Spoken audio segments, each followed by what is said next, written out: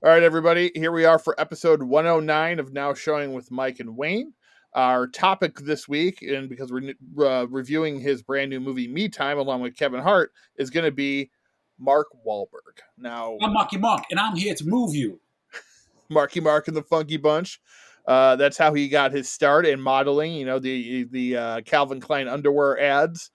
But he has become, you know, in a way, he's similar, like we talked to Stallone last week. He's similar to Stallone because he's not great in everything. He gives a lot of bad performances, but I would say a lot of bad performances. The only one I really don't like is the one about the killer trees. There's some other ones that I question, but I'm not. Well, here's the thing, though. Just because he gives a bad performance doesn't make the movie bad. Sometimes people can be bad in good movies. And it doesn't hurt the movie at all. Like a lot of times with Marky Mark, you're getting what you expect out of Marky Mark. Same with Sylvester Stallone. I guess that was my point. Every once in a while, you're going to give them a role that they're going to excel at because it's perfect to their persona or fits them perfectly. I think. You mean like Sergeant Dingham? Yes, exactly. That was exactly who I was basically thinking of. Maybe go fuck yourself. Yeah. One of his greatest performances of all time. All right, so you look at his IMDb. You got to comb through all the Marky Mark music videos and New Kids on the Block music videos. He was on the Ben Stiller show as himself. But his first movie actually is something we will talk about because he actually... Wait, what? Hold on a second. Wow, that's a weird movie.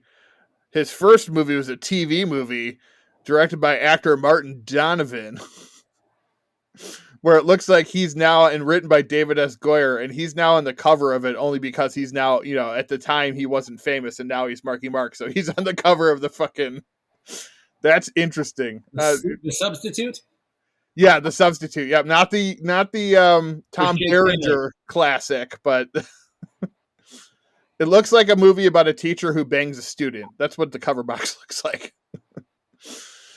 Anyway, the movie for like 5 minutes. Oh, look, somebody famous. Put him on the cover. Right, exactly. Oh my god, that really had to be what it was.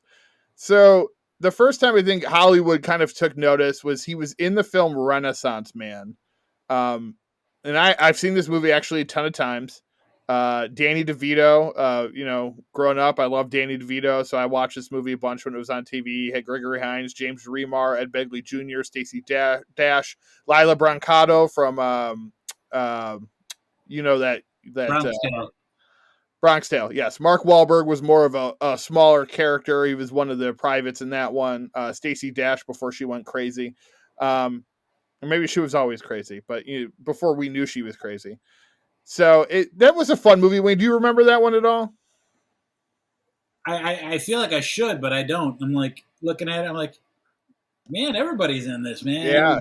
Yeah, it was a big Hollywood movie back then. Big-ish, I guess. I shouldn't say big, but it was, you know, it was a Hollywood release. The lesser-known Cusack is in this. Yep. Mm-hmm. Anyway. Yeah, it had a good cast all the way through. Solid movie if you ever get a chance to watch it. I feel like that movie probably became more popular for him after his next two movies. And that is when he first teamed up with Leonardo DiCaprio in The Basketball Diaries. And this movie is just kind of like what is going to be of these two stars.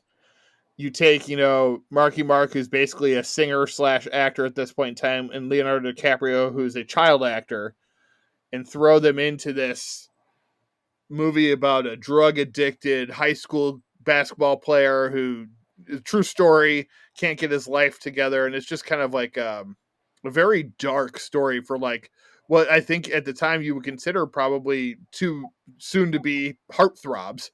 And it was just one of those kind of rarer movies that, you know, I think people still talk about to this day, which is important, obviously, movies that stand the test of time type of thing. And maybe people forget that those two are actually in it, and those two are the, you know, the kind of what make that movie work. It was a very interesting movie. I remember watching it when I was a kid. Probably shouldn't have been because the Yeah, content was a bit older, but it's a really good flick. Wayne, what are your thoughts on Basketball Diaries? I haven't seen it in decades, but it's one of those movies that sticks with you. You know what I mean? It's like you just remember certain scenes, like Yeah, where the mom's confronting him about the drugs the first time in the room. I mean, just I really can't speak on it because I don't remember. But I mean, I just remember seeing Bruno Kirby. I remember he's in it, and the guy from The Sopranos, the guy who plays Big Pussy. Vincent Pastore. Yep, Yeah. yep. Yeah, it's Yeah, got so a really good anytime I cast. see anything Sopranos or Sons of Anarchy related, I point it out because that's what I. Also, Michael Imperioli is in it. Oh, that's right. Yeah, yeah, yeah, yeah, yeah. He's Young guy. Juliette Lewis. Josh Mostel from Billy Madison. Isn't Ernie Hudson in this movie for a point? I Uh, remember going, "Hey, yep, Hudson." yep. Ernie Hudson, Reggie. He plays Reggie.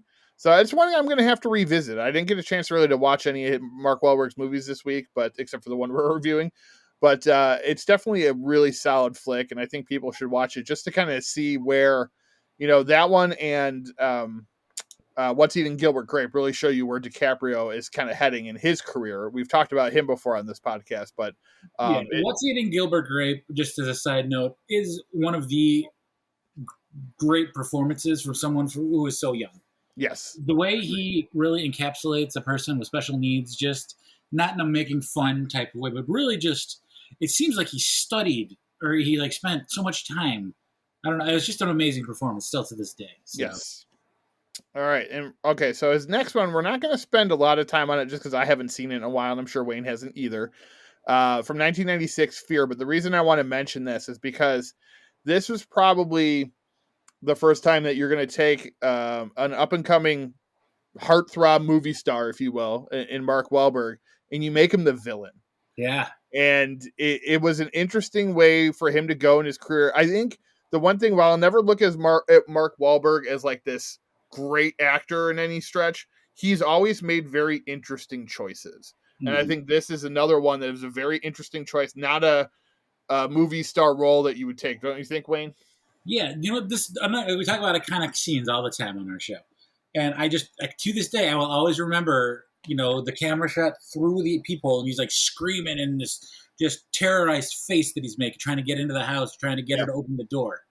And this is the first time I really recalled uh, Mark Wahlberg not being Marky Mark, and he's actually like an actor. It's like, Yep. and not a great performance, but I also like looking back on it in hindsight, it's like, oh, kind of character traits kind of are meshing for this role because he was almost beat a guy to death, and Right. Exactly. he He was definitely has a history that isn't very positive. Um, and and I, that's why he is not universally loved because of his past, and yes, exactly, what and rightfully what so. I could think not have in been this one. considered a hate crime, if you will. Yep. I mean, and he's tried to make amends and reached out to the guy and stuff. So not trying to cast aspersions or anything, Mhm. but there's a checkered past there. There is, and I was debating whether to say this or not. Since you brought it up, I'm going to say it anyway. And this is something I've noticed because Shia LaBeouf is apparently going down the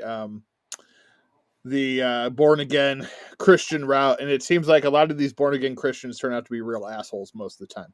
Now, in defense of Mark Wahlberg, what I will say um, is what's interesting to note is that no one has ever, to my knowledge, said anything poor about him being on a movie set, and he's worked continuously with huge directors over and over again. So, to my knowledge, that would mean that he's probably a pretty good person to work on set with, and a very giving actor in that sense as well. So, Right. despite his past, so And the thing about the born again Christian thing, yeah, because a lot of people will like buy into it for a certain amount of time, but not really, right, break and it this or is change. Just like, not me saying anything against yeah, Christianity. It's about the people that use it as a tool to make themselves look better, I guess, yeah. is the Well, sense of that's what the perfect word, tool, yeah. because that's exactly what most of those people are, Yes, tools. exactly. Yeah. giant tools. Anyway, Giant. we'll get off our high horse a little bit here, but I think Fear is something. If you haven't seen Fear and you like horror movies and thrillers and stuff, then you're kind of missing something from the '90s that I think was a bit of a gem. Maybe kind of forgotten about from back then. That you should probably go watch it. All right, Wayne. I think this is the one that when we came up with the idea that we were going to talk about him, it's probably the one that we were really thinking of. Uh, when you think of Mark Wahlberg and you think of movies that launched him into a different stratosphere, 1997's The Traveler. I was going to make that same fucking joke. I don't even know what movie that is. You tell that we spent every week socializing for the last 2.5 years, folks. Yes. 1997, same year, Boogie Nights, the second feature film from Paul Thomas Anderson, starring Mark Wahlberg, John C. Reilly, Heather Graham, Burt Reynolds, William H. Macy, uh, Alfred Molina, Thomas Jane, Don Cheadle. Fucking the list goes on and on, people. There's so many people in this fucking movie. It is a movie about porn. It is a movie Mark Wahlberg said that he probably wouldn't make today, but of course now he's a family man, born again Christian, as we talked about. So I kind of get the idea of like maybe I wouldn't make that film at the age of 50 that I did when I was in my 20s. But it was a game changer for him because it showed that he could again take his ability, whatever you think of it, to a different level. And I'll be honest, like his sometimes not great acting worked well in a movie about a porn star because it was the kind of average acting sometimes really works for this type of character. And I think it really helped with this movie. Now, do I think Leonardo DiCaprio would have killed in this? Yes, because there's that story from back in the day. I think we've talked about it on here before. People have talked about it.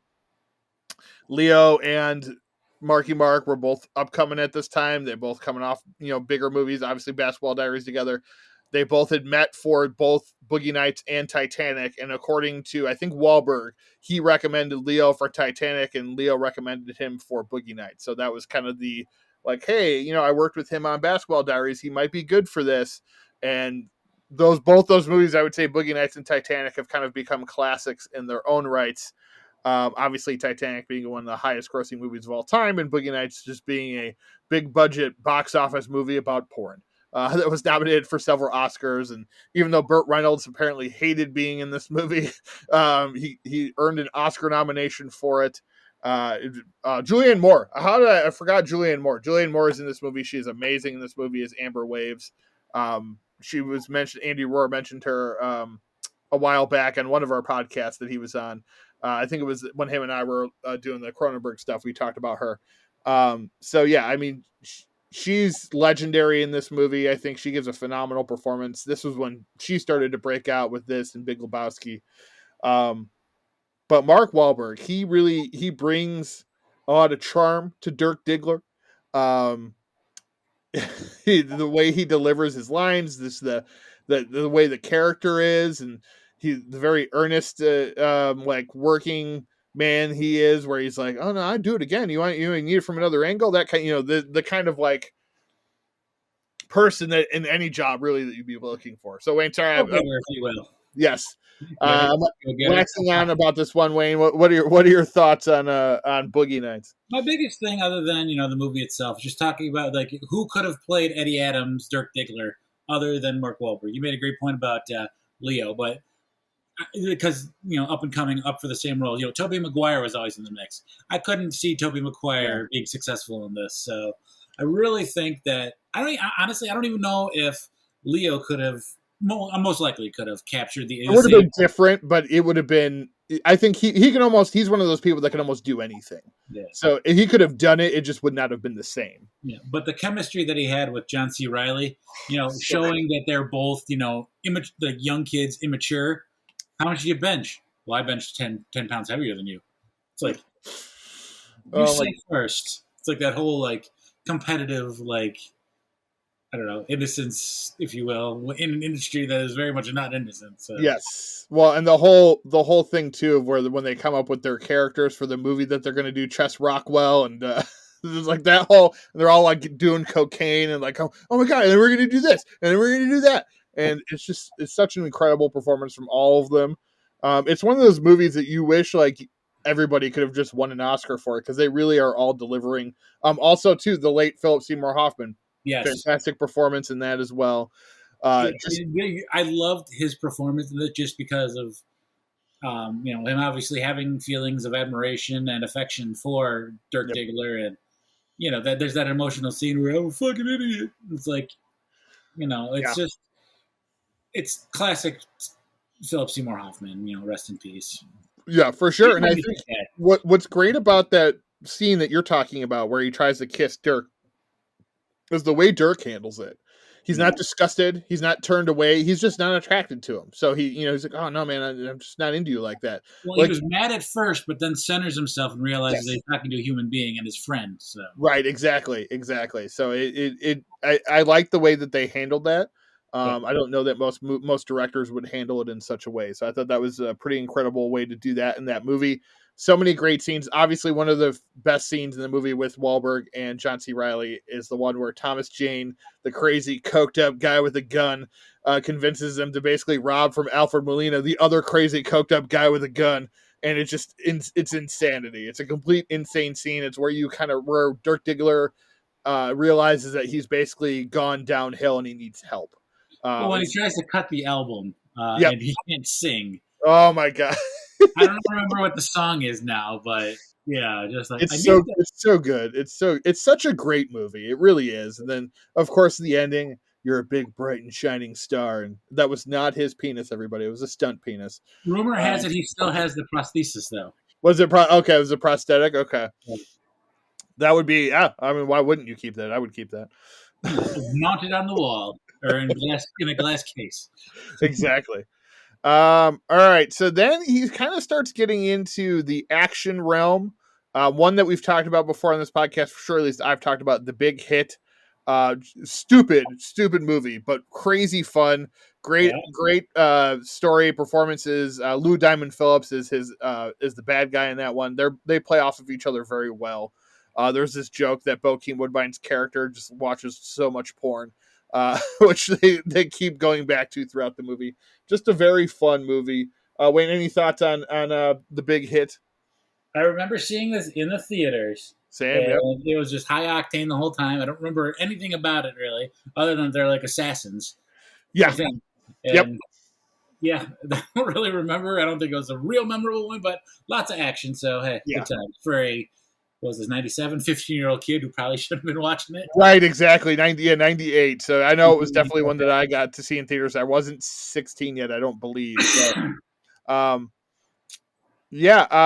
so then you get The Corruptor, another action flick that was, I think, was that John Woo? I know it was Chow Yun-fat. James Foley directed. Chow Yun-fat, Mark Wahlberg, Rick Young. That was okay. I haven't seen that one in forever, so I honestly don't remember it too much. I just remember that was like the start of his action movie. And then you get basically the next one is the start of his him being kind of like a Hollywood it guy. And that is when he does his first David O. Russell film starring him, George Clooney, and Ice Cube. And that's the movie Three Kings. Yes. Three Kings was touted as, this possible Oscar contender, great director, great cast, and Clooney was just becoming the star that he is today.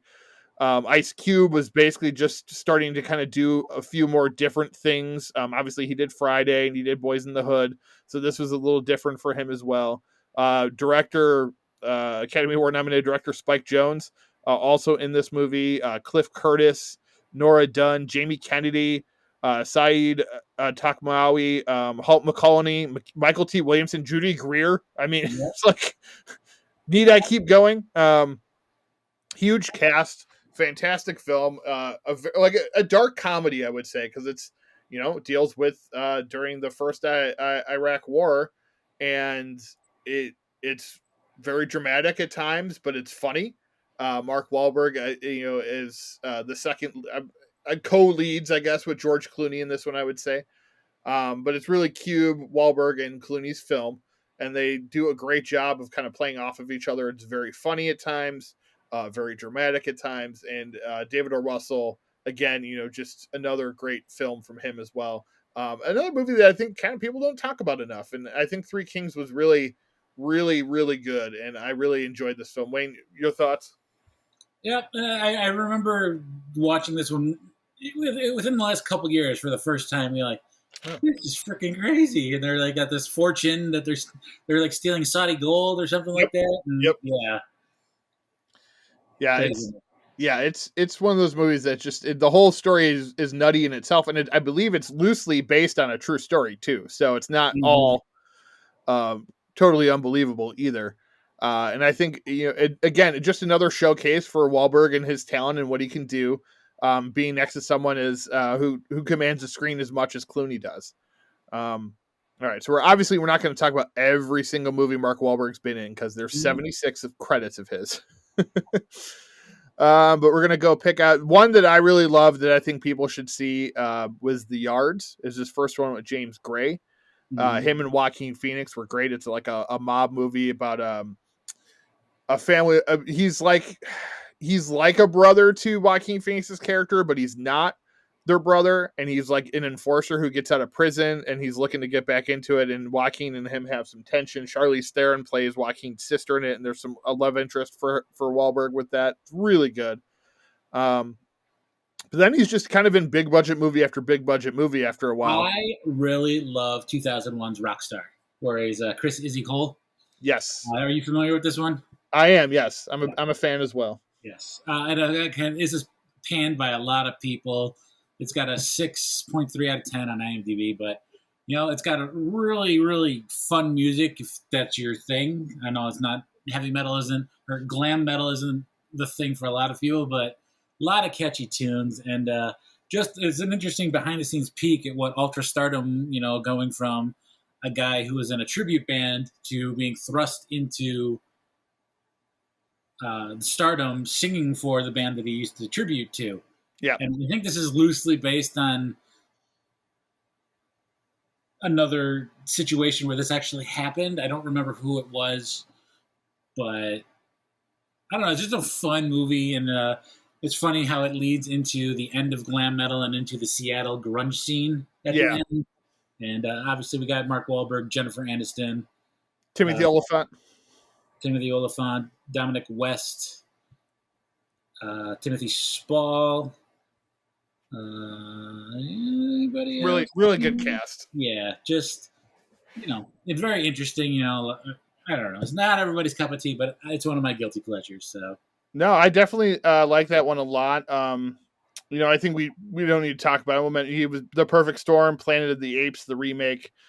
Wayne, I was looking at Traveler. I'm going to have to watch that. It stars Mark Wahlberg and Bill Paxton. Ooh, so gotta watch that just out of respect. Right, exactly. That one's definitely going on the list. And like I said, this is when he started becoming a star. Italian Job, The Truth About Charlie, which I think is underrated. It's the remake of Charade. But the next one I want to mention is his next David O. Russell picture, and that is I Heart Huckabees. I Heart Huckabees is this offbeat dark comedy with it's about like existential crises, basically. Written and directed by David O. Russell, written also with Jeff Baena, starring a huge cast: Jason Schwartzman, Jude Law, Naomi Watts, Mark Wahlberg, Isabel Huppert, Dustin Hoffman, Lily Tomlin, Kevin Dunn, a Chicago guy, Jake Muxworthy. It's one of those movies. It's probably at this point in time, it's sad. It's probably more famous for the fact that it's the one movie where David O. Russell screamed like a jackass at Lily Tomlin on, because he had been known to kind of be a little bitch back then. He did the same thing with Clooney and Three Kings, and Clooney apparently punched him in the face. But obviously, him and Wahlberg respected each other because they keep coming back. And this movie, it's hard to recommend only because it's so weird and bizarre that I feel like if people actually see it, they'll be like, "What the? Why do you fucking want me to watch that movie?" But it's really, really good. And also a young Jonah Hill, who he was friends with either Dustin Hoffman's son or grandson or something, which is how he got, like, Dustin Hoffman is how Jonah Hill got into the business. So I think that's how he got into this movie. But it's such a really, it's just really cool. It's like a kind of about like a self-help type thing. And it's just really well done. It's really funny, a very dark sense of humor in this film. Jason Schwartzman's mom, I can't remember if his dad plays his dad, but his mom plays his mom. His mom is Talia Shire from Rocky. Adrian, that's his mother. In real life, yeah, because he's a Coppola. Talia Shire's son. Yeah. Huh. Okay. Yeah, and his dad is Jack Schwartzman, I think, who is a big cinematographer. So like every once in a while, I'll see his dad's name pop up on a thing. Like, oh shit. Well, what do you know about that? Yeah. So yeah, and his cousin is Nicolas Cage, which I think a lot of people probably know that at this time. Maybe I not. didn't know that either. Jeez. Well, because Talia Shire is Francis Ford Coppola's sister, I believe, right? So did you not know that? Jeez. Am I just rocking your world right now? Let's see. I can tell you exactly who Francis Ford is to him. It says aunt or uncle, but I think that's just how IMDb has things worked out. Francis Ford Coppola is his uncle. Cousins Roman Coppola, Nicolas Cage, Christopher Coppola. This has turned into Jason Schwartzman genealogy episode. What? Brought to you by 23andMe. Yes. Are you a Coppola? You might be. Do you trust your mother to have not cheated on your father? Hold that thought.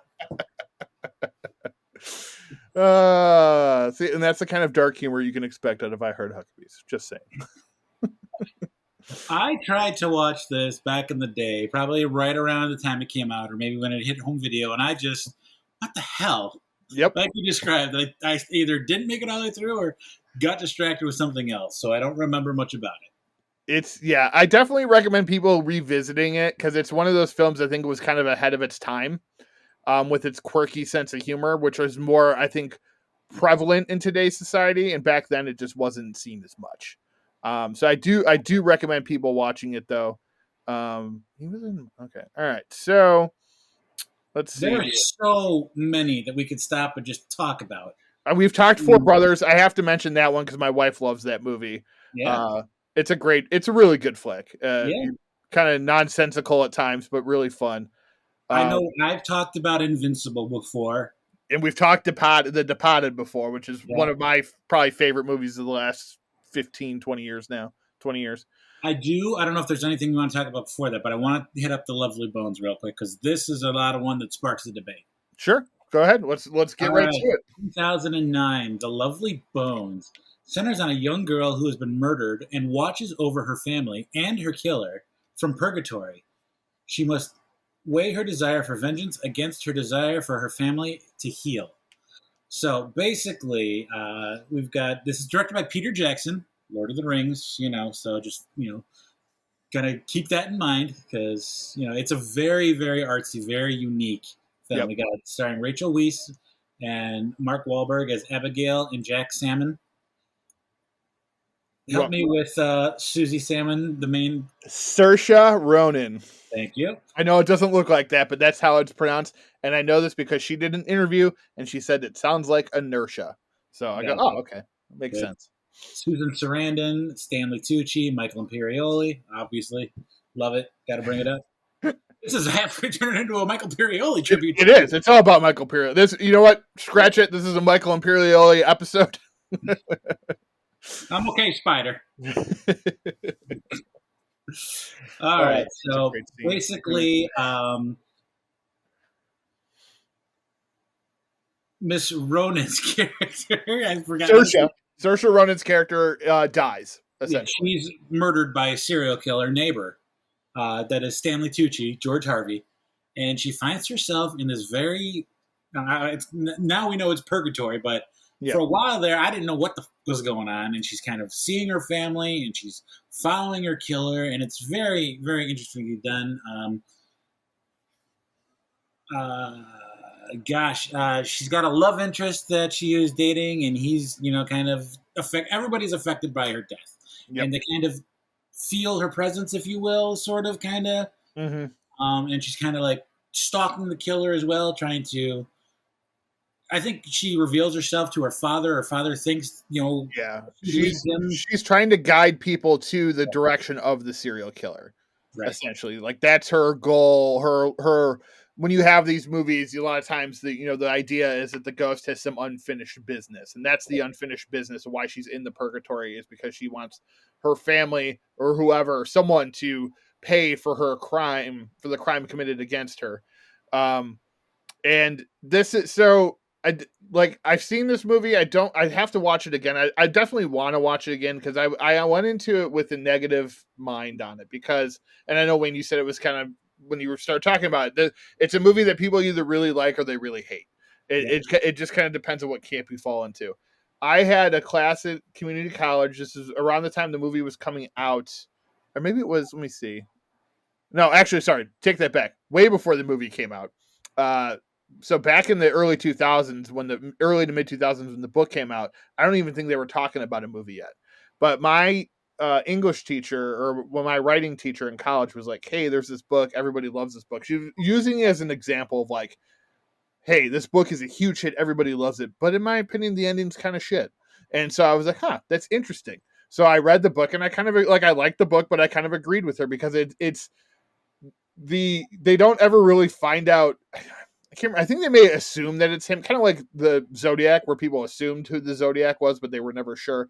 They assume it's this person, and then like spoiler alert to anyone that hasn't seen it, she like makes an icicle like fall on his head, and that's how he dies, and that's how he dies in the book, and it's basically the same thing in the movie, um, which is just kind of like it's poetic, I guess, but as like for storytelling purposes, a lot of people it rubbed people the wrong way, I think, and just kind of like how it was ridiculous. But I guess when you take the mind, it is a ghost. There's a ghost going on in this movie, so supernatural stuff could happen. So it was just one of those things that I think bothered a lot of people. So I definitely want to watch it again. I know my wife enjoys this one. She watched it back when it came out, I think before I got a chance to even get my eyes on it. So, and I love Peter Jackson. So, and his movies are Yeah. always obviously beautiful to look at. One note I will say is that Ryan Gosling was originally cast as the father. He felt he was too young to play the dad, so he put on about 50 pounds. And Peter Jackson did not like that when he showed up to wait or on set, fat and with a beard.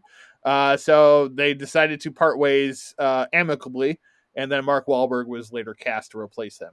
Um, that's one thing I was thinking about too, because I think Ryan Gosling is an incredible actor. So I was like, man, what if he actually got to play that role? But I kind of agree with Ryan Gosling. He was pretty young back then to play a dad with a teenage daughter.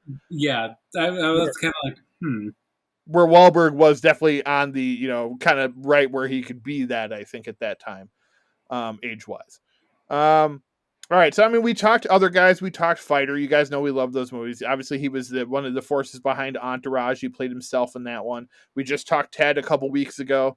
I want to Wayne. The year I want to talk about is 2013 because I think this is a year that people maybe forget a lot of these movies, and three of them I think are pretty good. One of them, Broken City, everyone can kind of forget, but he did in 2013. He did Pain and Gain with Michael Bay. Featuring him, Anthony Mackie, and The Rock. Two Guns with Denzel Washington. And then one I think is a great movie that people don't talk about enough, Lone Survivor, which was his first film with director Peter Berg.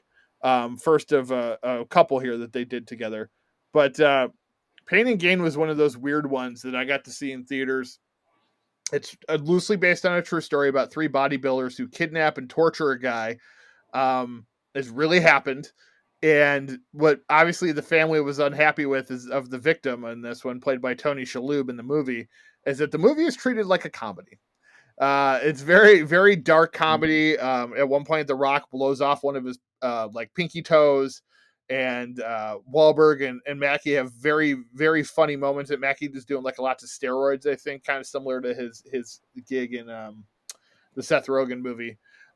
It's I enjoy this movie. This is another one, Wayne, very similar to Lovely Bones. Completely different movie, but people either love it or hate it. It's not. There isn't much of a like. Oh, it was okay for this one. I liked it. I liked that Michael Bay got to go out and do something a little different. Of course, he keeps his same style that he does throughout all his movies. But I enjoyed watching something a little different than a typical Transformer movie or something like that. So, are you familiar with this one at all? I am. I didn't love it. I didn't hate it. It was just kind of one that's there for me. Okay. So you're one of the oddities then. Yeah. Lone Survivor, or Two Guns and Lone Survivor, though. Two Guns is another one I think that really kind of got forgotten about. But I mean, the fact that it's a Denzel Washington movie, people should talk about that movie more. I thought it was really well done. Him and Denzel have great chemistry together. It's basically Mark Wahlberg is kind of like a career bumbling criminal, and Denzel is, I think he's a cop, I believe, or like a federal agent or something. And they end up working together Kind of like Bulletproof, the Damon Wayans and Adam Sandler movie, but with much more gravitas in the acting department. Um, I thought him and Denzel did a really good job together. I really do think people should go out and see this movie if they haven't seen it. But Lone Survivor is definitely one that I think got overlooked by a lot of audiences. It's a great movie. It's a great war movie. It's sad, depressing. It's based on a true story. The actual guy, Marcus Luttrell, is actually in the movie with Mark Wahlberg. It's got Eric Bana, Ben Foster, Emil Hirsch, Taylor Kitsch. So it's a great cast, a great movie. Peter Berg just really on top of his directing game in that one, I would say. Wait, your thoughts on Lone Survivor? I don't remember much of it, to be Oh, honest. Wow. Well, I recommend you rewatch it, sir, because it's really good. Aye, aye, Captain. Deepwater Horizon was good. Patriots Day is all right. Let's see. That's about the bombing, right? Patriots Yeah. It's a good movie. It's hard to watch. Yeah. Instant Family. I think we may have talked about this one a little bit. That's a really good movie, a really good like family drama about him and his wife who take in 3 children from the same family. Really emotional film. I definitely recommend that one. Wait, I think you saw that one, right? Yes. Yeah. Good. Yeah, that's a good one. It'll make you cry. More emotional than I expected. I thought it was gonna be a stupid family comedy, and no, yeah, it's definitely not Daddy's Home, which that's basically I think what people expected. Yeah. And then Uncharted. I mean, we talked about that one a little bit when it came out. We both liked that one. That was a good flick. Yep. Man, this guy just never stops working. He's got 3 movies, 2 done in post-production already. Arthur the King and Our Man from Jersey. And then the $6 billion Man has been in pre-production, I feel like, for like 12 years. So we'll see if that ever actually happens. Since the TV show ended. Yeah, basically. And he's been attached for almost as long. He did 2 Transformers movies with Michael Bay, which I only saw one of them. The other one I didn't care to see. I would recommend Spencer Confidential on Netflix if you skipped over that one. I thought that was pretty decent. Infinite sucked, so you could skip that one. Wayne, any thoughts there? Did you see Father Stu? I have not seen it yet. I have not either. I've been meaning to because people say it's pretty good, but yeah, I'll watch it at some point. Also, the Joe Bell one I heard was okay, so that one's on Prime, I think, right now. I thought about watching that one, but I also heard it wasn't great, so I don't know. We'll see. That one also, I think, based on a true story as well. All right, so that's it for our discussion on Mr. Wahlberg himself. We're going to jump into our review. Yo, man, I'm reviewing the week. And this week we have a new comedy. It came out a week ago already. Came out last week. Directed and written by John Hamburg, starring Kevin Hart, Mark Wahlberg, and Regina Hall. Also, Che Tafari, Amenti Sledge. They play Kevin Hart's children. Diana Delano. Let's see. Andrew Santino. He's a comedian. That's pretty much all the names that I remember. Michelle Deshawn plays Skylar, the babysitter / stripper. Yeah, so Me Time. Wayne, explain the plot of Me Time to us. Well, it's an oft-seen genre, I would say, in Hollywood, where you've got 2 best friends who grow up and then divert and take different paths. Kevin Hart goes the traditional family man path, if you will. Mark Wahlberg is the bachelor on the go, if you will. A seemingly successful entrepreneur who has a lot of money to spend and is pretty liberal with spending it. Yes. Where Kevin Hart is the stay-at-home dad to his 2 children and supports his wife, who is the breadwinner. Through discussions, Mark Wahlberg tries to get Kevin Hart's character to come celebrate his birthday. Yep. And Kevin Hart's kind of like, I got stuff to do, blah, blah, blah. And then the wife's kind of like, you should go. I'll take the kids. And yep. Well, because the wife feels, like it's kind of a role reversal for this. You have the wife who actually feels like she's neglected the kids and so she wants to spend alone time with them because she doesn't even know that like one of the kids like has been learning Mandarin for 6 months. Mm-hmm. So like she's like, wait a minute, she knows Mandarin. Like so there's that kind of funny dynamic between Kevin Hart and her where Kevin Hart's a very serious parent. He's part of the PTA. He's putting on the talent show at the school. He's always there putting on the family, the parent meet-togethers and all that kind of stuff. And everybody at the school talks about how he spends too much time being this parent, being the one that they rely on all the time. And so everybody thinks that he kind of needs to take a break, take a step back. Um, I, you know, it. I like this movie better than The Man from Toronto, which was the last Kevin Hart one that we reviewed, but probably not as much as Fatherhood, which was definitely a much more emotional, dramatic performance from him. Well, and we got these guys that just are in everything and are just the now, the hot, Yep. the flavor of the year, Flavor of the last like 5 or 6 years, I feel like, for Kevin Hart. You know what? Kevin Hart is, whether people like him or not, because my wife's not a huge fan, he's the biggest comedian in the world right now. So anytime you have a Kevin Hart movie come out, it's going to get a big reaction. It was #1 on Netflix for like a week at least. I'm not sure if it still is or not. It's still in the top 10 though. I know that for a fact. It's a big movie for Netflix to have these two in their film. A couple things. It's one of those movies I would probably tell you it's a 5 out of 10, but for me, I laughed quite a bit, so I would say it was like a 7 out of 10, just enjoyment factor. But I recognize that it's not like a very well-made movie necessarily. But I think, like I said, I like it better than this last one that we talked about, and I enjoyed myself. I was there until the poorly CGI'd Puma. Yeah. That's just completely like, okay, come on. Well, and that's going to happen. Obviously, this type of movie is not going to spend a lot of money on special effects, so maybe they should not have done it. Or come on, Kevin Hart, be dedicated. Go for a real Puma. Nice. Yeah, I think they're both good. The one thing that surprised me is that like Mark Wahlberg, if you break down his screen time, is probably only in the movie for like 30 minutes. Like it's a lot of Kevin Hart and Regina Hall. We even get a lot more of Regina Hall by herself, which I was surprised that we would spend any time away from our two stars. Not that she's not a star, because she is in her own right, but obviously the bigger stars are Mark Wahlberg and Kevin Hart. So I wonder, because Mark Wahlberg is so busy, Wayne, that maybe that's why he was like, I'm going to do this movie and you're going to give me second billing, but I'm only going to be able to be in about 30 to 40 minutes of it. So figure that out, and then I'll be there when you need me to. That's kind of how it felt. Like it was just like, hey, I got other shit going on. Not that he didn't bring it, because I think he was his normal charming Mark Wahlberg self, the kind of douchebag that he can play very, very well.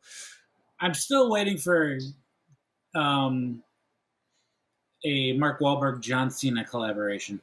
Well, didn't we have? We had like a minor one, right? Because it wasn't John Cena was the end of Daddy's Home. Oh, that's right. Yeah. I never saw Daddy's Home 2, so I don't know if he was in that at all. But I know he was at the end. I've never seen those. Never mind. Oh, you never saw? Okay. Okay, so John Cena is at the end of that, and John Cena's in Bumblebee, so it's close because they're both in the Transformer universe. Different movies though. Yeah, I mean that would be interesting to say the least. I think what is funny here too is like Kevin Hart's making his way through all of Hollywood with his co-stars. Like he's basically everybody who's anybody. It's not time for him and The Rock to do another movie, right? It's been like what, 6 months? Yeah. It would only be their fourth one together, I think. Not counting unless you count Hobbs and Shaw, which Kevin Hart makes a longer extended cameo in. So because you have them appearing in each other's movies too, from time to time. And I think there is a Jungle, not Jungle Cruise, the other Jumanji 3 is happening, I think. So the Jumanji Cruise.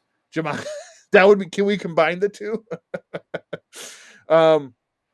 Yeah. So Me Time overall, like I said, it's funny. There's some good moments in it. I like a lot of the comedy in it.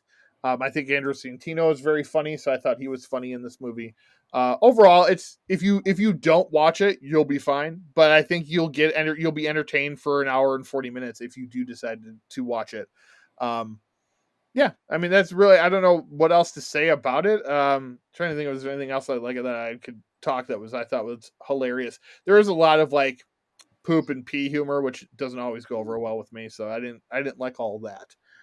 See, for me, I just kind of felt like the guy that Huck owes money to, Mark Wahlberg's character. It's just like a knockoff Leslie Chow from The Hangover. I feel like Yeah. it was Jimmy O Yang, yeah, he's funny though, but they didn't really use him all that much, so that was just kind of.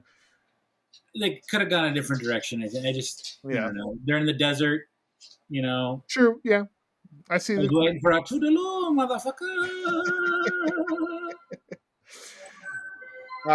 Yeah, I mean, it's like I said, I enjoyed. I was surprised I enjoyed it as much as I did, but I understand that it's not a great movie, so people could watch it. It's on Netflix right now. Wayne, what are your final thoughts on Me Time?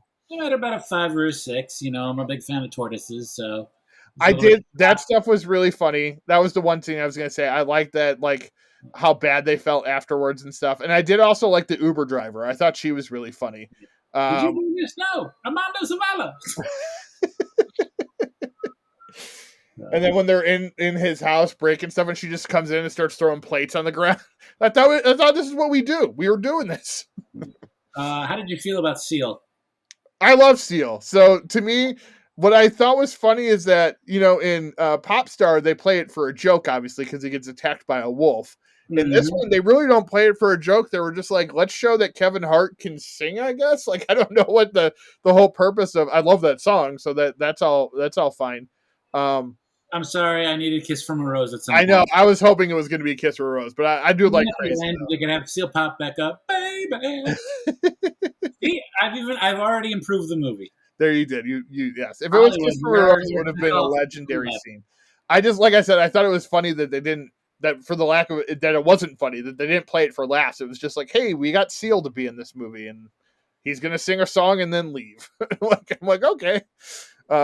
And it was just like a big moment for the character, I guess. So I thought that was fun. But I like I said, I love, obviously Kiss from a Rose is my favorite song from Seal, but I do like Crazy a lot. So I respect that. Yeah. All right. So Me Time is on Netflix. Wayne, anything you watched this week that you want to talk about? I started House of the Dragon, and it's been pretty good. That's what I hear.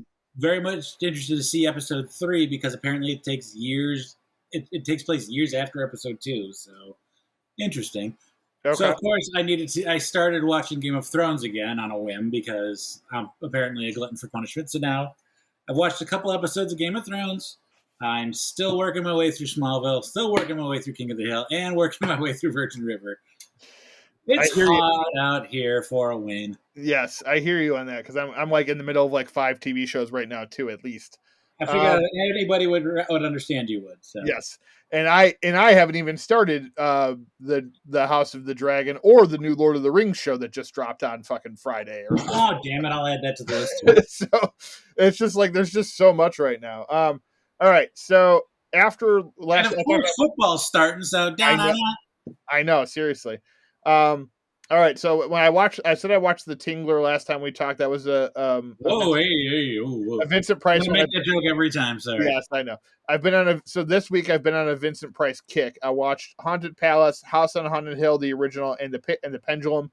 All pretty good. House on Haunted Hill I liked, and the Pit and the Pendulum was probably the best of the 3. It was really good. Haunted Palace was decent. And then I watched I Came By, which is a new serial killer thriller on Netflix. We didn't know that's what it was, and those are the kind of movies my wife loves. So to accidentally throw on a movie that was about a serial killer worked out well. She really liked it. I liked it. I thought it was a good movie. Then we watched The Wrath of God on Netflix, a foreign film, not very good. Could have just been a lot better. That one's out of Spain. All right, so news and notes this week. All right. So, news. Dan Aykroyd and Chevy Chase are teaming up again, this time in supporting roles in an adaptation of R.L. Stine's Zombie Town. It will debut in theaters before heading over to Hulu for streaming. Neil Blomkamp producing new film starring Tessa Thompson and Joseph Gordon-Levitt. It is called Ash. Barbie Fiera leaving Euphoria and immediately signs up for new film on Amazon Prime from Blumhouse. It's called House of Spoils and stars Oscar winner Ariana DeBose. David Yates' Netflix film The Pain Hustler, starring Chris Evans and Emily Blunt, adds Catherine O'Hara, Andy Garcia, and Jay DePlace to supporting cast, which already includes Brian Darcy James and Chloe Coleman.